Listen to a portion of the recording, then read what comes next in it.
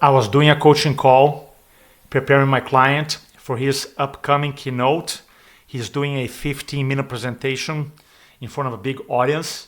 And after a couple coaching calls, I told him, look, your talk looks amazing. We have a strong opening. You frame your message well. You create the problem.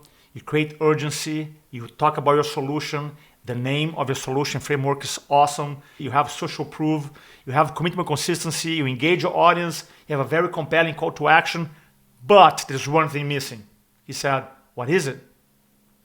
I said, I don't think you're creating enough emotional connection with the audience. Now, I knew his story. He has an amazing story. And during this framework, there's no story. And I told him, look, I recommend us to include a story. Even if it is a short version, maybe instead of a 10-minute story, it's a 1-minute story. He goes, Roberto, I cannot tell my story in 1 minute. There's no way. And then I asked him, have you ever heard about the 6-word story, also known as the 6-word memoir? He goes, no, what is it? And then I told him this: for sale, baby shoes, never worn. And then you could see his face, his mind changing, his physiology change. He goes, he had goosebumps, I had goosebumps, right?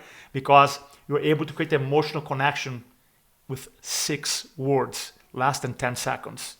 And just like that, there's great 6-word stories online that you can get inspired by, like The Cuts Heal, Her Heart Didn't, by Hannah Lambeck, or I Remember Tomorrow, but Not Yesterday, or I No Longer Survive, I Live. Remember this, there's always a way to tell your story, even if it is with only 6 words.